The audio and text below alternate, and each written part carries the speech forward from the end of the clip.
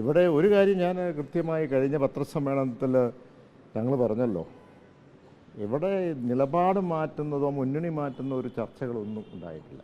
അഭിപ്രായങ്ങൾ പല കാര്യങ്ങളിൽ ഈ പറഞ്ഞ ത്രിതല പഞ്ചായത്ത് തെരഞ്ഞെടുപ്പ് കഴിഞ്ഞതിന് ശേഷം പരാജയങ്ങൾ ചില സ്ഥലത്തുണ്ടായി, വിജയങ്ങൾ സ്ഥലത്തുണ്ടായി, അതിനെപ്പറ്റിയൊക്കെ ചർച്ചകൾ വന്നു, അഭിപ്രായങ്ങൾ പറഞ്ഞു കാണും. പക്ഷേ നിലപാട് മാറ്റുന്നതിൻ്റെ അല്ല.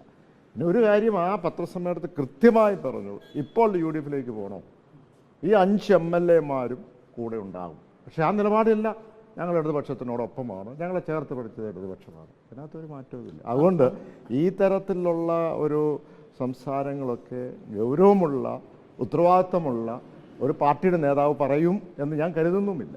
ഇത് CPM സംസ്ഥാന നേതൃത്വത്തിന്റെ ശ്രദ്ധയിൽപ്പെടുത്തുമോ? കാരണം അതെന്തിനാ എനിക്ക് അറിഞ്ഞുകൂടല്ലോ. ഒരു ശബ്ദരേഖ കേട്ടു, അദ്ദേഹത്തിൻ്റെ ആണോ വർഗീസിൻ്റെ ആണോ മറ്റുള്ളവരുടെ ആണോ എന്ന് എനിക്കറിയത്തില്ല. അതുകൊണ്ട് ഇത് ഞാൻ പറഞ്ഞല്ലോ, അങ്ങനെയുള്ള ഒരാൾ ഒരു ബൂർഷ്വാ പാർട്ടിയാന്ന് പറയൂ എന്ന് പറഞ്ഞാൽ അതിൻ്റെ അർത്ഥം യഥാർത്ഥ കർഷകനെ അറിയത്തില്ല എന്നുള്ളതാണ്.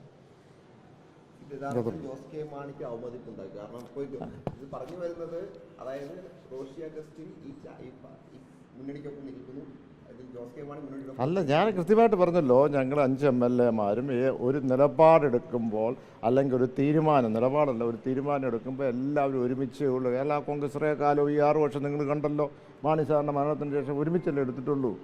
അതിനകത്ത് ചില കാര്യങ്ങളൊക്കെ മാധ്യമ സൃഷ്ടി ഉണ്ടാക്കുന്നു, ഒരു നരേറ്റീവ് ഉണ്ടാക്കുന്നു, ഇന്നും രാവിലെ വന്ന് വീണ്ടും ചോദിക്കുന്നു, കഴിഞ്ഞ 2 ആഴ്ചയായിട്ട് നിലപാട് മാറ്റിയോ ഇതെല്ലാം ഉത്തരം പറഞ്ഞുകൊണ്ടിരിക്കാൻ പറ്റുമോ? പിന്നെ ഇപ്പോൾ റിപ്പോർട്ടർ ചോദിക്കും, ഇച്ചിരി കഴിയുമ്പോൾ മറ്റൊരു ചാനൽ ചോദിക്കും.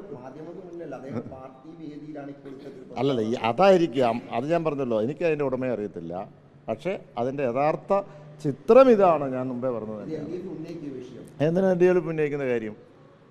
ഞാൻ പറഞ്ഞത് കേരള കോൺഗ്രസിൻ്റെ അടിസ്ഥാനം എന്താണെന്ന് അറിയാൻ മേലാത്ത ഉത്തരവാദിത്തപ്പെട്ട ആരെങ്കിലും ഉണ്ടെന്ന് ഇടതുപക്ഷത്തുണ്ടെന്ന് ഞാൻ കരുതുന്നില്ല.